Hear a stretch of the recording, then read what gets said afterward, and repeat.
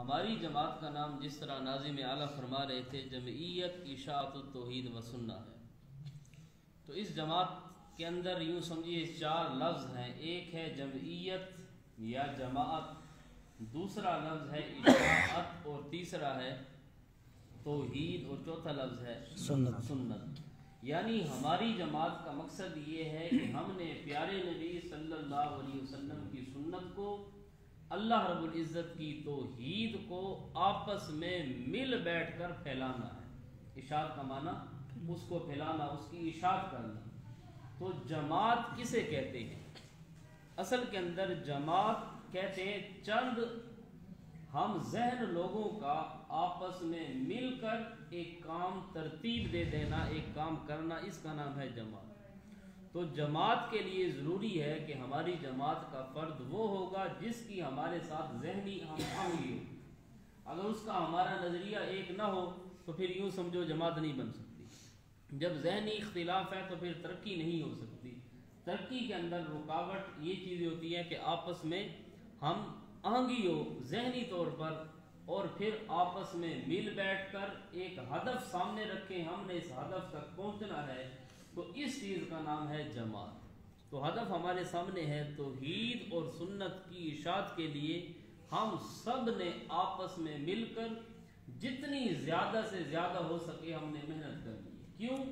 دنیا میں آدمی محنت کرتا ہے اپنے کاروبار تجارت کے اندر دنیا کمانے کے لیے، یہ ہماری محنت صرف اس لیے ہوگی آپس میں مل کر اللہ رب العزت کی رضا کے لیے اور اپنی آخرت کے لیے۔ اس محنت کرنے کا مقصد، میٹنگ کرنے کا مقصد، جماعت کے لیے سوچ و بچار کرنے کا مقصد صرف نہ اشاعت توحید و سنہ کو خوش کرنا ہے۔ امیر محترم نے جو لفظ ارشاد فرمائے میں ان کی صحیح گہرائی تک پہنچاؤں، سعادتنا و خبراءنا، یہ ہمارا ہدف نہیں ہے۔ ہمارا ہدف صرف اور صرف یہ ہے کہ توحید و سنت کی اشاعت کر کے آپس میں مل بیٹھ کر جمعیت اشاعت التوحید و سنہ ہم نے اپنے اللہ کو خوش کرنا۔ اور اگر نیت ہو کسی کو خوش کرنے کی تو پیارے نبی صلی اللہ علیہ وسلم نے فرمایا من صلی یرائی فقد اشرک، من صام یرائی فقد اشرک، من تصدق یرائی فقد اشرک۔ جس نے دکھلاوے کے لیے 1 کروڑ روپیہ بھی خرچ کیا اس نے شرک کیا۔ جس نے دکھلاوے کے لیے نماز پڑھی اس نے شرک کیا، جس نے دکھلاوے کے لیے روزہ رکھا اس نے شرک کیا۔ اب یہ شرک کس طرح بنتا ہے؟ یعنی شرک تو ہوتا ہے اللہ کی ذات و صفات کے اندر، اسماء و افعال کے اندر کسی کو شریک کر دینا۔ اب یہاں پر ایک آدمی دکھلاوے کے لیے نماز پڑھے، دکھلاوے کے لیے جماعت کا کام کرے، روزہ رکھے، صدقہ دے، انفاق کرے، تو یہ شرک اس لیے بنتا ہے کہ ہر کام کرنے کا مقصد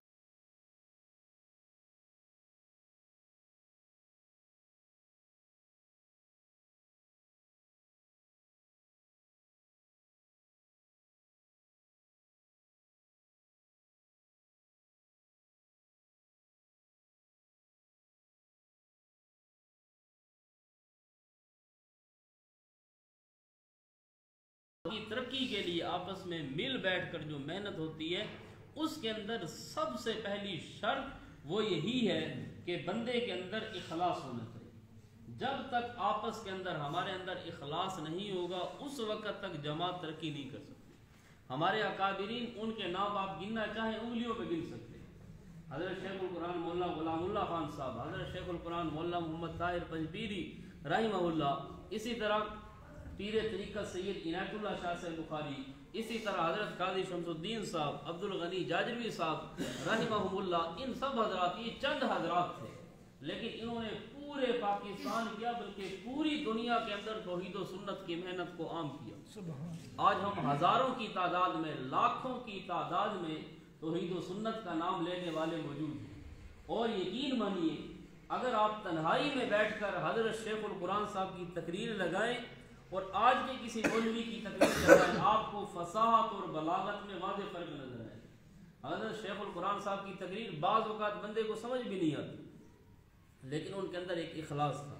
حضرت جاجوی صاحب کی آپ تقریر سنیں، حضرت پیر طریقہ سید عنایت اللہ شاہ صاحب بخاری، ان کی آپ تقاریر سنیں، جتنی آج کل سورے ہیں اس مقابلے میں ان کی سر کم ہے۔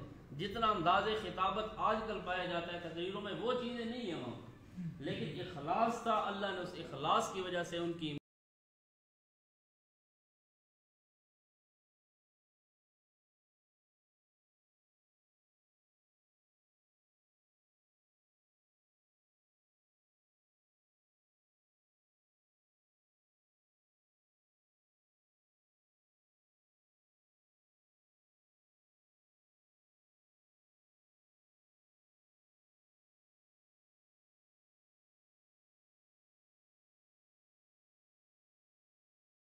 کوئی بھی آپ کام کریں دین کا دنیا کا کسی بھی جماعت سے ہٹ کر بھی، جب تک ایک آدمی مخلص نہ ہو تو وہ کام پائے تکمیل تک نہیں پہنچے. تو سب سے پہلے اللہ سے دعا بھی کرتے رہیں کہ اللہ ہمیں اخلاص کی دولت سے مالا مال فرمائے. پھر دوسرے نمبر پر صابرو اور رابطو. حضرت صاحب فرما رہے تھے جماعت کی ترقی کے لیے کچھ اصول، ان کے اندر ایک ہے صابرو. جو مسئلہ ہے اس پر آدمی ڈٹ جائے، اس پر بالکل پکا ہو جائے، کمپرومائز اس کے اوپر نہ ہو. ہاں یہ ہے کہ اخلاق آدمی کے اچھے ہونے چاہیے، دوسرے کو قائل کرے ایسے اخلاق ہو، ایسا آدمی اپنے آپ کو بنائے کہ لوگ مجھے دیکھ کر اپنے آپ کو ٹھیک کریں. آپ صلی اللہ علیہ وسلم نے فرمایا المؤمن مرآۃ المؤمن. ایک مومن جو ہے وہ دوسرے مومن کے لیے آئینہ ہوتا ہے، شیشہ ہوتا ہے. تو دوسرے مومن کو آئینہ کیوں کہا گیا؟ وجہ یہ ہے کہ جس آدمی آئینے کے سامنے کھڑا ہوتا ہے تو وہ آئینہ بظاہر کچھ نہیں بولتا، لیکن بغیر بولے کے بغیر گفتگو کیے وہ آدمی کو بتا دیتا ہے کہ آپ کے بال خراب ہیں، آپ کے چہرے کی فلاں چیز خراب ہے. تو جس طرح شیشے کو دیکھ کر آدمی اپنے آپ کو چینج کرنے پر مجبور ہو جاتا ہے، تو مومن اور خالص موحد ایسا ہونا چاہیے کہ اس کے اخلاق دیکھ کر لوگ اپنے آپ کو چینج کرنے پر مجبور ہو. کیا ہمارے اندر یہ چیز ہے کہ لوگ ہمیں دیکھ کر اپنے آپ کو بدلنے پر مجبور ہو جائیں؟ تو آدمی کے اندر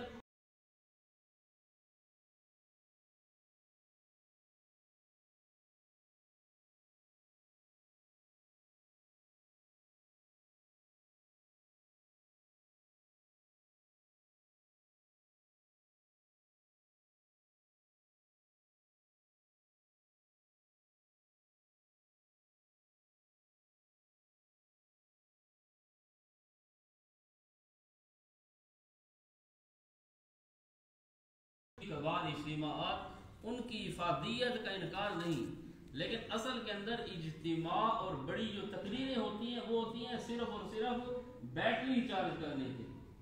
اب بیٹری خریدی کہاں سے جاتی ہے، اس کی آپس کی ترتیب کیا ہے؟ اس کے لیے درس قرآن، جتنے زیادہ درس قرآن ہوں گے اتنا زیادہ فائدہ ہوگا. اب درس قرآن آپ کی جس طرح علاقے کی ترتیب سنی ہے میں نے ساری، تو اس کے اندر درس قرآن کا عام ہونا چاہیے. کوئی مسجد ہماری درس قرآن سے خالی نہ ہو، مسجد جگہ پر رہی کوئی بیٹھک بھی درس قرآن سے خالی نہ ہو. پھر درس قرآن کے لیے ترتیب عموماً یہ ہوتی ہے، کوئی مولوی صاحب آ گیا اعلان کر دیجیے حضرت صاحب آ گئے درس قرآن. یہ ترتیب بالکل غلط ہے. درس قرآن ہو کسی کا بھی، آپ یہ نہ سوچیں کہ مولانا امیر عبداللہ صاحب ہمارے علاقے کے ہیں، چلو بھائی استاد آ گئے مسجد میں اعلان کر دیا، نماز کے بعد حضرت استاد جی آئے ہوئے ہیں، نماز کے بعد درس قرآن ہو گئے. یہ طریقہ نہیں ہے. درس قرآن کسی کا بھی ہو، بے شک محلے کے ایک عالم کا ہو، علاقے کے ہو، آپ کے لیے آپ گشت کریں. کیا کریں؟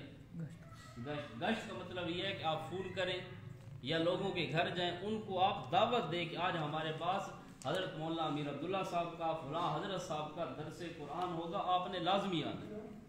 تو جب آپ کسی کے گھر جا کر دعوت دیں گے، ایک مرتبہ 2 مرتبہ، بالفرض آپ نے 20 آدمیوں کے گھر جا کر دعوت دی، ان 20 میں سے اگر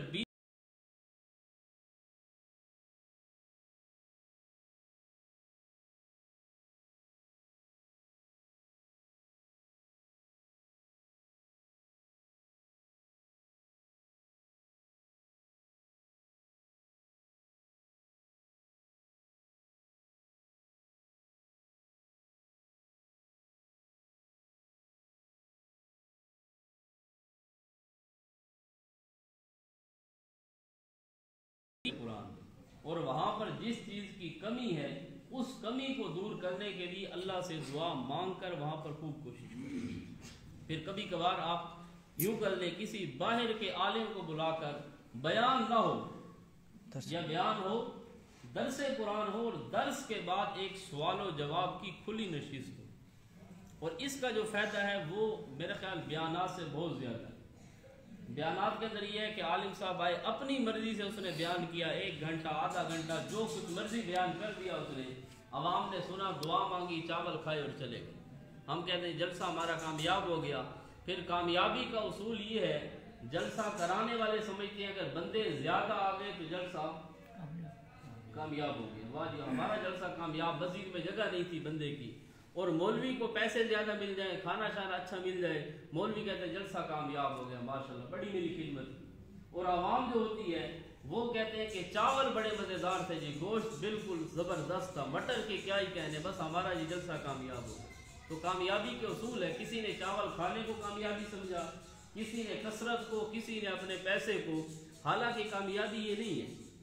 تو ہمیں جلسے کی کامیابی کے لیے، درس قرآن کی کامیابی یہ ہے کہ اگر 20 بندے آئے اور ان 20 میں سے کوئی 2 آدمی تھے سود کھانے والے، وہ جاتے ہوئے توبہ کر کے، یہ جلسہ آپ کا کامیاب ہے.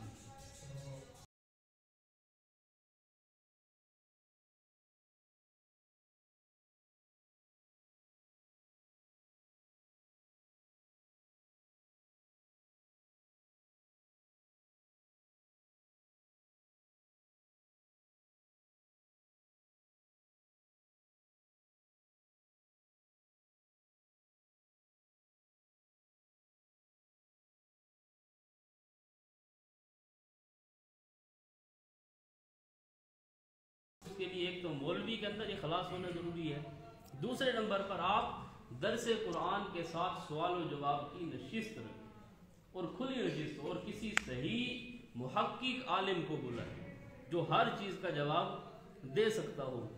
مثلا عقائد کے حوالے سے، اعمال کے حوالے سے، کوئی نماز روزے کا مسئلہ پوچھے، کوئی نکاح طلاق کا مسئلہ پوچھے. پھر کچھ آپ دیکھتے ہیں بالفرض ہمارے علاقے میں بدعات زیادہ ہیں، تو بدعات کے حوالے سے بے شک آپ خود ہی اپنے بندوں کو تیار کر دیں، وہ کوئی پرچی لکھ دیں، سوال کریں، لیکن اصل مقصد ہو دوسروں کو سنانا. اگر وہ خود پوچھ لیں تو ٹھیک ہے، ورنہ اس طریقے سے آپ کام کر سکتے ہیں. جب تک آدمی کسی مولوی سے خود نہیں پوچھے گا اس کے اندر تبدیلی نہیں آ سکتی. اب میرے اندر جو کچھ ہوگا وہ میں نے بیان کر دیا اور میں چلا گیا. اب آپ کو سمجھ آئی یا نہیں آئی، آدھی سمجھ آئی، پوری سمجھ آئی، درمیان سے کوئی اشکال اٹھے، کوئی اور اعتراض آپ کے ذہن میں، جب تک آپ وہ نہیں نکالیں گے اس وقت تک جماعت کا کام نہیں ہو سکتا. تو اس لیے علماء کو بھی چاہیے تقریر کے بعد ایک وقت، اور جس عالم سے بھی اگر آپ درس قرآن کے لیے، بیان کے لیے وقت لیں، ان کی بھی آپ تھوڑی محنت کریں کہ درس کے بعد، بیان کے بعد تھوڑا بہت سوال جواب کے لیے ہمیں ٹائم دیں. اور یہ بہت ضروری چیز ہے، یقین مانیے اس کا جو فائدہ ہوگا انشاءاللہ آپ یاد کریں. تو بہرحال درس قرآن اس کے ذریعے سے ہماری جماعت ترقی کرے گی. آپس کے اندر جو کام کی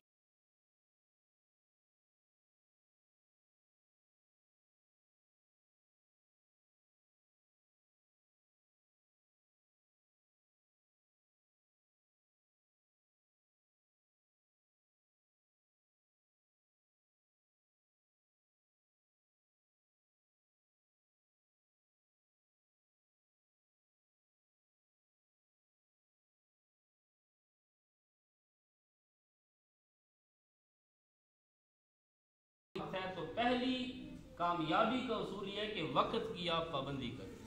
دیکھو انک لا تسمع الموتى یقل لا یعلم من فی السماوات والارض الغیب الا اللہ یا ولکن رسول اللہ و خاتم النبیین. ان آیتوں کا جو انکار کرے یا تعویل فاسد کرے وہ تو کافر ہے. اور اوفوا بالعہد، یہ بھی قرآن کی آیت ہے نا، یہ ضعیف ہے. یہ ان العہد کان مسئولا وعادہم راعون، اسی قرآن مجید کی آیتیں ہیں. جن قرآن مجید کی آیتیں یہ انک لا تسمع الموتى. تو سب سے پہلا اصول یہ ہو کہ میٹنگ کا جو وقت رکھیں بس وہ وقت پر شروع کریں، اور اس کے ساتھ یا تو دوستوں کو بتا دیں کہ 10 بجے وقت ہے، ہم 20 منٹ تک انتظار کریں، 20 منٹ تک انتظار کریں، اس کے بعد میٹنگ شروع کر دو. اور ہم تو یہ کہتے ہیں اکثر، شاید آپ کو برا لگے، کہ اگر کسی مولوی نے اعلان کیا کہ ہمارا جمعہ 1:30 بجے ہوگا اور وہ 1:45 بجے جمعہ پڑھائے یا 2 بجے، ایسے مولوی کے پیچھے جمعہ نہیں ہوتا. آپ وہاں سے چلے جائیں، زور کی نماز پڑھیں یا کہیں اور جا کر پڑھیں. کیوں؟ کیونکہ اس نے آپ کے ساتھ وعدہ کیا، اس نے آپ کے ساتھ وعدہ کیا. ہاں اگر اس نے کہا کہ انشاءاللہ 1:30 بجے جمعہ ہوگا اور یہ ہے کہ لوگوں کو بتا دے کہ کمی بیشی ہو سکتی ہے, اگر اس نے یہ اعلان کیا پھر تو خیر کمی بیشی ہو جائے. لیکن اگر اس نے کہا کہ فکس 1:30 بجے تو پھر اس میں کمی بیشی نہ کرے. تو ہمارے اندر خود یہ کمیاں ہیں, خود ہم ان کو جب تک تبدیل نہیں کریں گے, ہم مولوی حضرات کو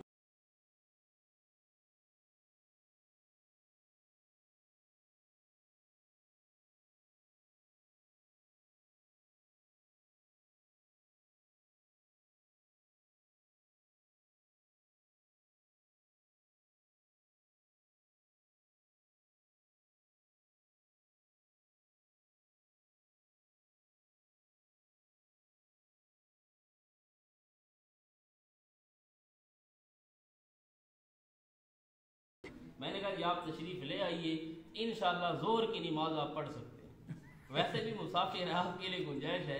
میں نے کہا جمعہ میرا فکس 1:30 بجے ہوگا. ہاں یہ ہے کہ آپ کے لیے میں 1 منٹ کی تھوڑی سی وہ کر سکتا ہوں, 1-1.5 منٹ بس, زیادہ یہ نہیں ہے 35-40 منٹ. ڈی ایس پی ہیں اپنے علاقے کے, کیونکہ ہم نے پبلک اور عوام سے وعدہ کیا ہے 1:30 بجے جمعے کا. اس کا فائدہ یہ ہے کہ ہم سے تقریباً 20-22 کلومیٹر دور ہے اٹامک چشمہ اور اٹامک کے بڑے بڑے آفیسر, پوری گاڑی وہاں سے آتی ہے اور جمعہ میرے پاس پڑھتے ہیں. ہمارے پاس ایک دانش سکول ہے, وہاں پر امریکہ اور بڑے بڑے پڑھے لکھے لوگ ہیں, وہاں کا عملہ تقریباً جمعہ میرے پاس پڑھتا ہے.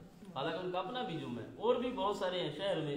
وہ کہتے ہیں جی مفتی صاحب بس انہوں نے جو ٹائم رکھا ہے یہ ٹائم کی پابندی کرتے ہیں, اس وجہ سے سب میرے پاس آتے ہیں.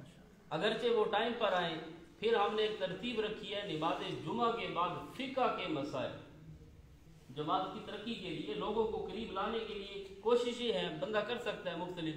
ہم نماز کا سلام پھیرتے ہیں جمعے کا, اس کے بعد ہمارا 2 منٹ 3 منٹ زیادہ سے زیادہ 5 منٹ کا سبق ہوتا ہے. اس میں یہ ہے کہ نماز جنازہ کے فرض کتنے ہیں, بھائی نماز جنازہ کی پھر سنتیں کتنی ہیں. اگلے جمعے پر یہ بتا دیا کہ میت کو غسل دینے کا طریقہ کیا, وہ پھر پریکٹیکل طور پر ہم سکھاتے ہیں. پھر اگلے جمعے پر یہ سکھا دیا کہ کفن دینے کا کیا طریقہ ہے, بازار سے کفن منگوا کر ایک آدمی کو لٹایا, پھر اس کو کفن پہنایا, یہ طریقہ.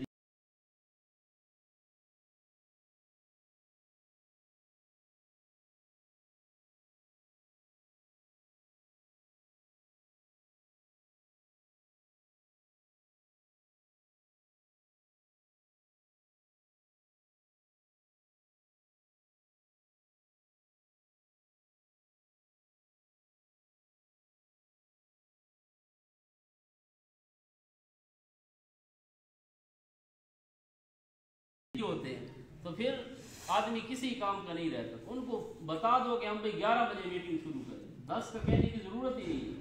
آپ 10 کا کہہ کر 11 بجے شروع کرو تو 1 گھنٹے کا گناہ آپ کماؤ گے. تو ابتدائی سے کہہ دو کہ ہم 11 بجے کریں گے, یا کہہ دو ہم 12 بجے کریں گے. تو جماعت کی ترقی کے لیے اور میٹنگ کی کامیابی کے لیے سب سے پہلا اصول یہ ہے کہ آپ وقت کی پابندی کریں. پھر اس کے بعد یہ جو ہمارے ناظم نشر و اشاعت ہیں, ان کے پاس ایک کاپی ہونی چاہیے, اس کے اندر جو کارروائی ہے اجلاس کی وہ لکھیں. مثلا آج جو تاریخ ہے, کیا تاریخ ہے, 27 دسمبر 2020, ہماری آج یہ تلاوت فلاں نے کی, فلاں حضرت صاحب نے یہ مشورہ دیا, فلاں حضرت صاحب نے جماعت کے اندر یہ کمی محسوس کی, اس کمی کو لکھ لیں, اور فلاں حضرت صاحب نے یہ مشورہ دیا, اس چیز کو لکھ لیں. جب ساری چیزیں آپ کے سامنے ہوں گی, پھر بیٹھ کر اس پر غور و خوض کریں, سوچیں کہ کیا اس کے اندر ہمارے اندر کمیاں کیا ہیں, کس چیز کی ضرورت ہے, کس چیز کا ہمارے اندر پورا نظام ہے. تو اگلا پھر جو میٹنگ ہو اس کے لیے ایک ایجنڈا ہونا چاہیے. ایک یہاں پر کمی ہم نے محسوس کی, آج کی میٹنگ کا کوئی ایجنڈا ایک ہونا چاہیے نا, کہ آج پھر وہ میسیج کے ذریعے, ناظم نشر و اشاعت اس کا کام ہے کہ وہ سب کا میسیج کرے کہ آج ہماری جو میٹنگ ہے اس کا ایجنڈا یہ ہے کہ حلقہ وار کارگزاری. حلقہ وار کارگزاری کا مطلب یہ ہے کہ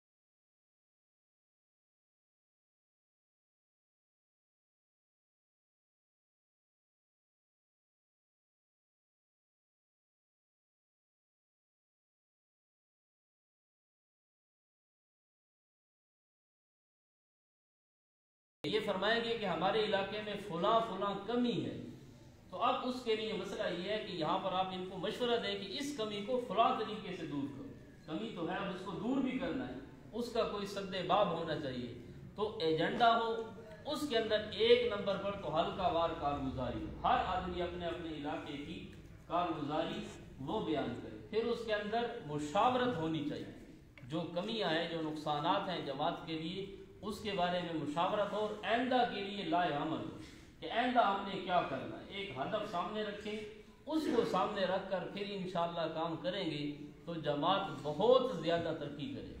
اور اللہ رب العزت نے جو ہمیں حکم دیا وہ یہ ہے وَاعْتَصِمُوا بِحَبْلِ اللَّهِ جَمِيعًا، کہ سب نے مل کر اللہ کی رسی کو پکڑنا ہے، وَاعْتَصِمُوا چنگل مارو، مضبوطی سے پکڑ لو، بِحَبْلِ اللَّهِ اللہ کی رسی کو، اللہ کی رسی، حبل اللہ اے کتاب اللہ، حبل اللہ سے مراد اللہ کی کتاب قرآن مجید ہے، اور یہ وہ کتاب ہے، یہ وہ رسی ہے۔ حبل عربی میں کہتے ہیں ما یتوسل بہ الی البغیا، جس چیز کو پکڑ کر بندہ مطلوب اور مقصود تک پہنچ جائے۔ ہمارا مقصود ہے جنت کا حصول، ہمارا مقصد ہے اللہ کی رضا اور جہنم سے بچ جانا، تو یہ حبل اللہ، یہ وہ رسی ہے کہ اس کو جس نے پکڑ لیا اس کا ایک سرا زمین پر ہے، دوسرا سرا اللہ کے پاس۔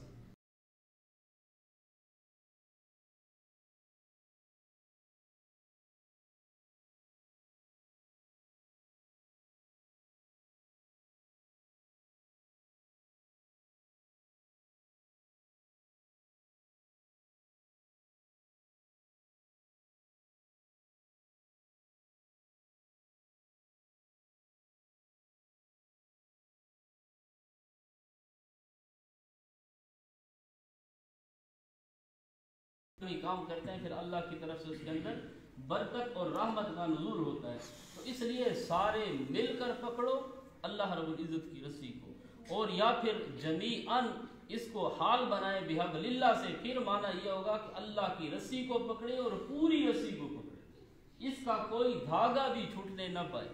مثلا ولاکن رسول اللہ و خاتم النبیین، یہ ایک دھاگا ہے اس رسی، قل لا یعلم من فی السماوات والارض الغیب الا اللہ، یہ ایک دھاگا ہے، انک لا تسمع الموتى، یہ ایک دھاگا ہے۔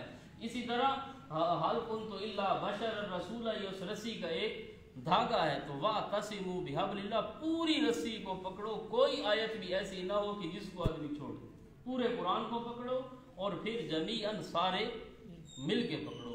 تو ہم نے مل جل کر جماعت کا کام کرنا ہے، تو اس کے لیے ایک تو یہ ہے کہ آپ کے ضلع کی باڈی ہونی چاہیے، ضلع کی آپ باڈی تشکیل دیں جس کے اندر ایک امیر ہو، ناظم اعلیٰ ہو، ناظم نشر و اشاعت ہو، پھر اس کے بعد اپنے اپنے ہر یونٹ کی آپ باڈیاں بنائیں اپنے اپنے علاقے کی۔ تو اس کے لیے یہ جو علماء موجود ہیں یہاں پر بڑے، ان کا حق بنتا ہے کہ ایک دورہ کریں، وہ بھی ترتیب انشاءاللہ ان کو بتاتے ہیں کہ اس کے لیے آپ دورہ کریں، ایک دن وقت نکالیں، اور وقت نکال کر آپ نے کیا کرنا ہے کہ ہر علاقے میں جائیں، ہر علاقے میں جا کر وہاں پر الگ الگ ان کی تشکیل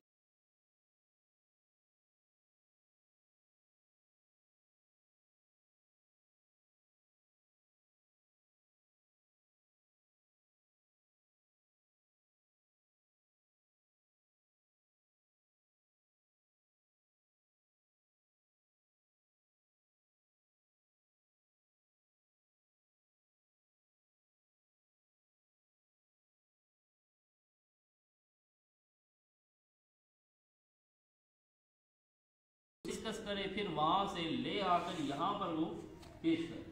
تو ہر پھر یونٹ سے آپ کے 2-2 3-3 ساتھی ہیں، یعنی اتنی بڑی میٹنگ ہو، الحمدللہ اب بھی کامیاب ہے بالکل، لیکن اتنی بڑی ہو کہ ہر جب علاقے سے 3-3 آدمی کم از کم آئیں گے، ناظم اعلیٰ، امیر، نشر و اشاعت، یہ تو باقی بھی اگر کوئی ساتھی آئے تو ان سب کو آپ یہاں پر بلائیں۔ پھر یہاں پر آ کر ترتیب ہونی چاہیے کہ ہم نے کام کس طرح کرنا۔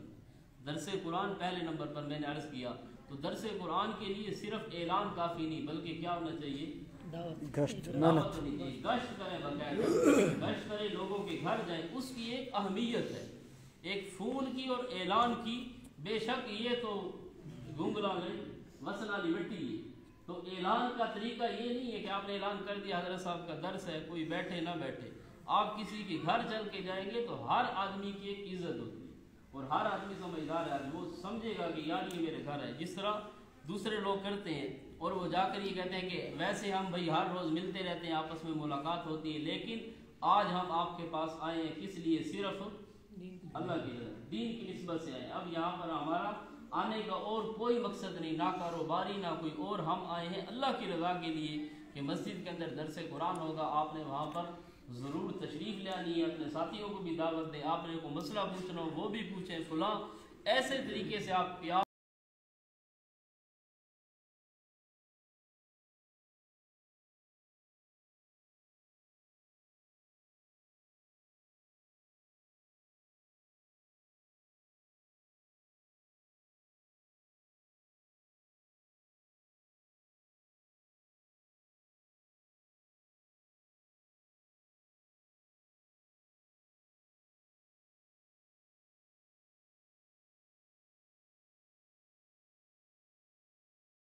لگا کر چلے.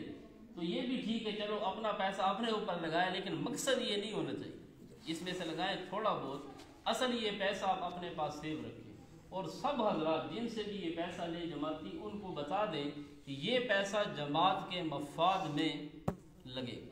تو اس کے لیے اجتماع ہو، کوئی بڑا جلسہ ہو وہاں پر جس کا فائدہ بھی ہو. اور اس کے بعد پھر کوئی ساتھی اگر آپ کا جماعتی بیمار ہے اور ہے غریب آدمی، بعض اوقات یہ ہوتا ہے کہ ساتھی ہمارا جماعتی ہے، بڑا مخلص ہے، لیکن غریب آدمی ہے، بیچارے کے پاس دوائی کے پیسے نہیں، اب وہ کس کے پاس جائے گا؟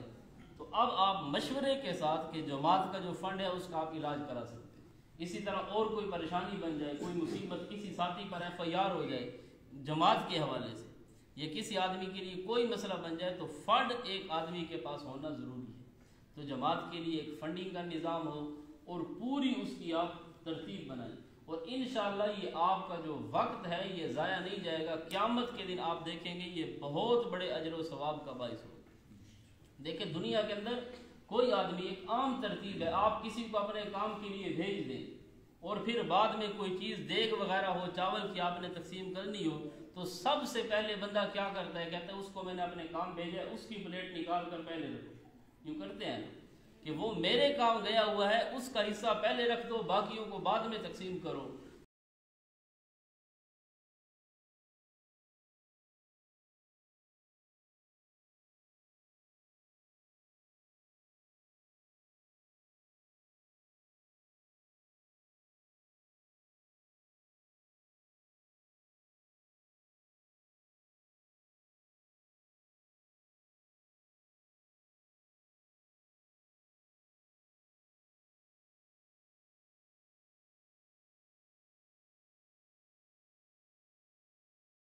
آپ ضرور تشریف لایا کریں، میٹنگ کے اندر ضرور تشریف لائیں. اس کے بہت سے فوائد ہوتے ہیں. ایک فائدہ تو یہ ہے جو نقد ملتا ہے، وہ ہے آپس کے اندر رابطہ، آپس کے اندر ملاقات ہو جاتی ہے اور اس ملاقات سے محبت بڑھتی ہے. کوئی اگر چھوٹی موٹی چیز ہو بھی صحیح وہ ختم ہو جاتی ہے، تو آپس کے اندر ملاقات ہو جاتی ہے، مل بیٹھ کر گفتگو ہو جاتی ہے، حال احوال پتہ چل جاتا ہے کہ فلاں دوست اس مصیبت میں ہے، فلاں اس خوشی کے اندر ہے. تو یہ ایک اس کا جماعت کی میٹنگ کا فائدہ ہوتا ہے. اس کے علاوہ اللہ رب العزت کی رضا اور ید اللہ علی الجماع، بندہ اللہ کی چھتری کے نیچے آ جاتا ہے. یہ سمجھو اللہ رب العزت کی طرف سے خصوصی رحمتوں کے حصار میں آ جاتا ہے. اس لیے جماعت کی جو میٹنگ ہے اس کو آدمی لازمی اٹینڈ کرے، لازمی اس کے اندر شامل ہو. اور پھر یہاں پر آ کر اگر نئے ساتھی ہوں، وہ جس طرح حضرت فرما رہے تھے، نئے ساتھی اگر ہوں تو پھر آپس میں ہوتی ہیں بہت سی چیزیں. اگر برتن اکٹھے ہوں ان میں بھی آواز پیدا ہو جاتی ہے، آپس میں کھڑک جاتے ہیں. تو جب نئے آدمی ہوں یا ایسی چیزیں ہوں تو اس کے اندر آدمی تھوڑا سا اس چیز کا خیال رکھ کر گفتگو کرے. آپس کی ہوتی ہیں چیزیں اور ان کے پھر حل کرنے کے لیے ایک ترتیب ہونی چاہیے الگ طور پر. تو نئے ساتھیوں کو بے شک آپ دعوت اگر دیں تو ساتھیوں کو کم از کم مطلع پہلے ضرور کر دینا چاہیے کہ آج کی ہماری گفتگو کے اندر فلاں فلاں حضرات بھی ہوں گے، تاکہ وہ بھی کوئی چیز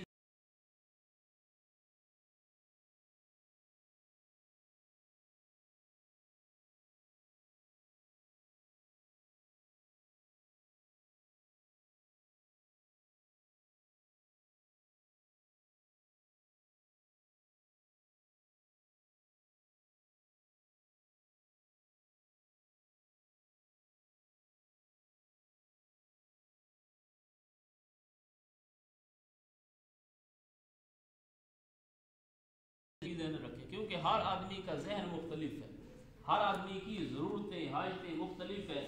کوئی آدمی پتہ نہیں کس پریشانی میں بیٹھا ہوگا، ہر آدمی سوچتا ہے کہ یہ یار مزیدار گفتگو کیوں نہیں کر رہا، اس کو ایسا بولنا چاہیے، فلاں کرنا چاہیے. تو بندہ تھوڑا سا سوچ لے. جس طرح حضرت فرما رہے تھے سوچ آدمی کی اونچی ہونی چاہیے. جب اونچی سوچ ہوگی نا، بڑی سوچ ہوگی، پھر جا کر کچھ کام ہوگا. اگر آپ یہ سوچ رکھیں کہ ہم نے پورے پنجاب میں کام کرنا ہے، تو پھر جا کر آپ اپنے ضلع لیا کے اندر کام کرنے کے اہل ہو. اگر آپ کہ نہیں میں نے مسجد تک کام کرنا ہے، پھر مسجد میں بھی نہیں ہوگا. کام تھوڑا سا لیول اونچا رکھیں گے، پھر جا کر کچھ کام ہوگا. ہمارے ساتھ فرماتے تھے کہ آپ کوشش کرو کہ میں نے حضرت امام ابو حنیفہ جتنا عالم بننا ہے، پھر جا کر کچھ گزارے کے بنو گے. تو آدمی اگر کہ بس میں چھوٹا موٹا مولوی بن جاؤں، تو پھر وہ چھوٹا موٹا بھی نہیں بنے. اس لیے ذہن وسیع رکھے، سوچ مثبت رکھے، اور ہر آدمی کی قدر کرے. ایک اخلاق کو ضروری نہیں ہے کہ صرف جس کے ساتھ مفاد آدمی کے ہوں اسی کے ساتھ اس کا اخلاق ہونا چاہیے. اخلاق ہر آدمی کے ساتھ ہو، پیار محبت کے ساتھ آپ توحید و سنت کا کام کریں گے، انشاءاللہ اس کا فائدہ ہوگا. اب دیکھیے کتنا سنگ دل آدمی بھی ہو، کتا اگر آپ کے سامنے آگ میں جل رہا ہو آپ جلنے دیں گے؟ جتنا آدمی پتھر دل بھی ہو، اس کے سامنے آگ جل رہی ہو اور آگ میں کتا جانے لگے، تو یہ جتنا سنگ دل بھی ہو نا، یہ اپنی گاڑی روک کر اپنے کام چھوڑ کر اس کو وہاں سے نکالے گا.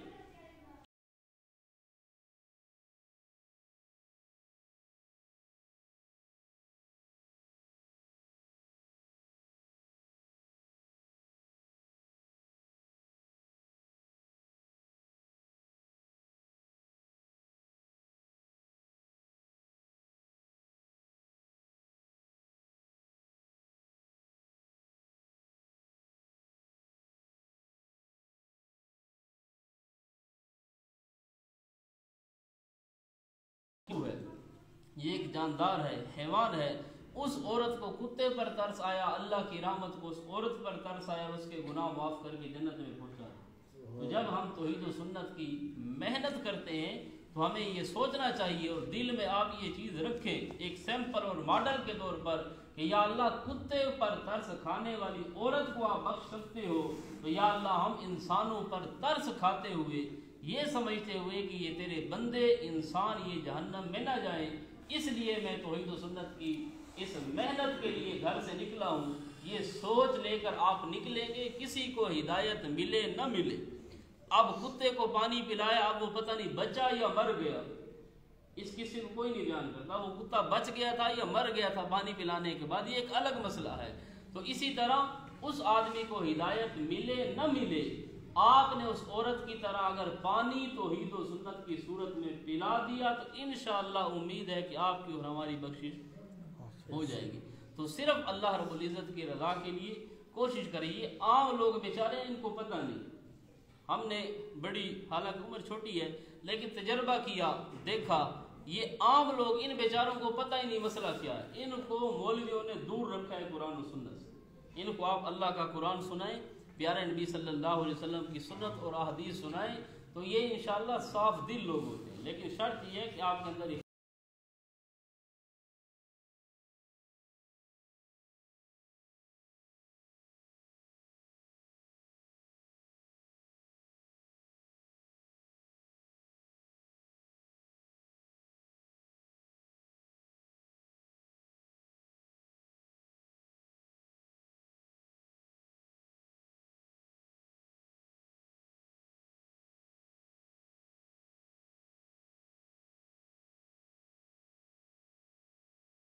آپ مل گئے، یہ بھی تو فائدہ ہے. فائدہ کے لیے یہ ضروری نہیں ہے کہ اگلا آدمی مسلمان ہو جائے.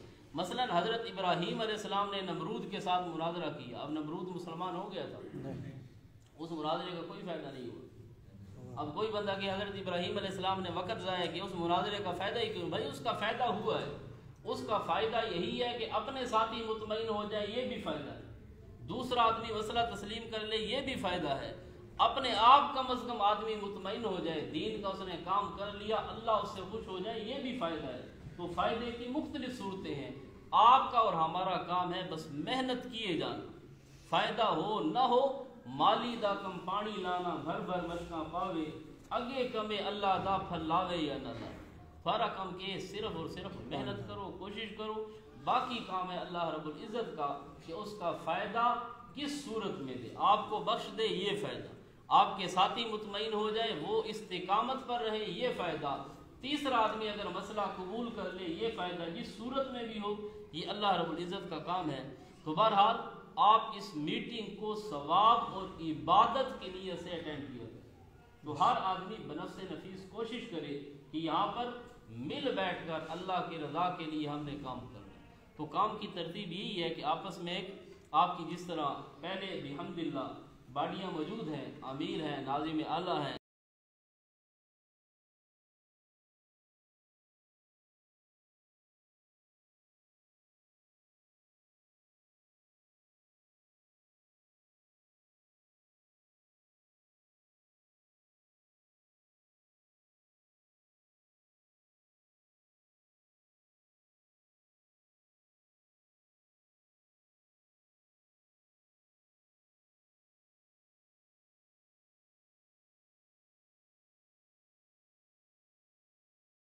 اس کے لیے آپ گشت کریں، لوگوں کو گھر گھر جا کر بتائیں کہ آج مغرب کے بعد عصر کے بعد ہماری مسجد میں میٹنگ ہوگی، ہمارے ناظم اعلیٰ امیر صاحب فلاں فلاں آ رہے ہیں۔ پھر ان کو آپ بتا دیں یہ ہمارے علاقے کا مخلص آدمی ہے، یہ کام کرنے والا ہے، کس حساب سے۔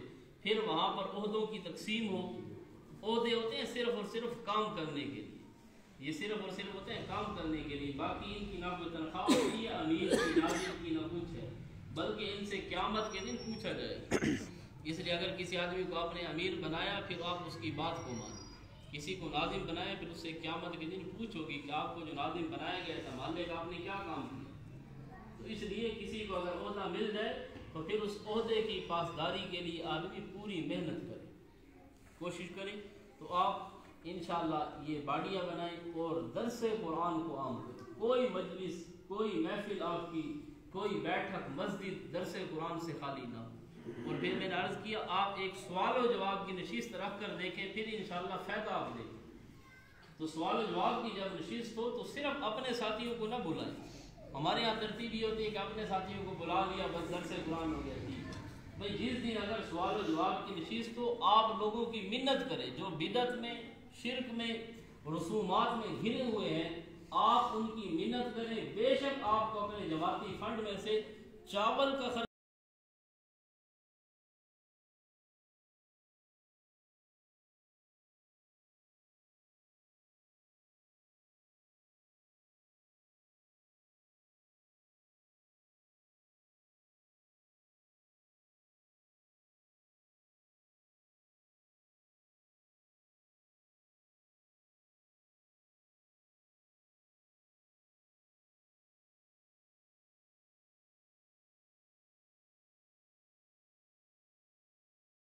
بیٹری اٹھائی ہوئی، کسی نے سپیکر اٹھایا ہوا، کوئی پتہ نہیں، اگلے پتھروں سے استقبال کریں گے، ڈنڈوں سے ہمیں ماریں گے، واپسی میں ہماری کیا صورت ہوگی، کرایہ شرایہ یہ کوئی۔ آج کل تو مولوی کہتے ہیں 30,000 جوڑ رکھو، وہ دین اٹورنا سوکھا ہے تو مولوی اٹورنا سوکھا ہے۔ دی چھوٹی آدھی واقعی خیر ہے بھی اب ہے جڑے دے چھوڑے خیر ہے، مولوی ہے کہ اگلے شوق سے آنے کے کال کرے سے ساری گڈی متر نہیں پہنچا فلاں نہیں پہنچا۔ اس لیے علماء کو بھی اخلاص سے کام کرنا چاہیے اور آپ کو بھی علماء کے ساتھ تعاون ان کی خدمت اچھے طریقے سے کرنی چاہیے، لیکن مقصد یہ نہ ہو، مقصد ہمارا یہ نہیں ہے۔ امام الانبیاء کو پہلے دن پتھر لگے، جتنے انبیاء تھے ہر نبیوں نے تقریر کی، محنت کی، ان کا استقبال پتھروں کے ساتھ ہوا، ان کو تو کسی نے پیسے نہیں دیے۔ اور یہ چیز نہیں ہوتی کہ اتنے پیسے دے گا میں بیان کروں گا فلاں، اس نیت سے اس طرح مکا کر کے بیان کرنا یہ حرام ہے، تو اور دینا بھی حرام ہے۔ اگر کوئی ایسا مولوی آپ اس کا واعظ نہ سنیں، اس کے واعظ سننے کا فائدہ ہی کوئی نہیں۔ جب آدمی ایک توحید کا ریٹ لگا رہا ہے کہ اتنے پیسے ملیں گے تو میں سناؤں گا ورنہ نہیں سناتا، تو ایسی پھر توحید سننے کا اور سنانے کا فائدہ ہی کوئی نہیں۔ ہاں یہ ہے کہ ایک کرایہ اگر وہ اپنا معقول کہتا ہے کہ میرا 10,000 خرچ ہے وہ تو کم از کم دے تو وہ ایک اس کا حق ہے، لیکن اگر کہے میں 30,000 اور 20,000 اور 25,000 یہ اگر کاروبار کرنا اس کو کسی منڈی کا راستہ بتاؤ اور 2-4 جانور لے کر دو وہ اس کا کام کرے تھے۔ اخلاص کے ساتھ آپ بھی کام کریں اور علماء بھی، تو انشاءاللہ اس کا بہت بڑا فائدہ ہوگا۔ اور کوئی بات اس کے علاوہ؟ ساتھی نے کوئی کال ہے، ہاں جی شاید بھائی دسو قاری صاحب چھوڑ تو آپ پانی پڑا رہے سارے میرے دوست نے یہ الگ کرے تو نیڑے ہو گئے کنا الگ تھی الگ تھی نہیں یہ ریکارڈنگ میں کر ٹھیک ہے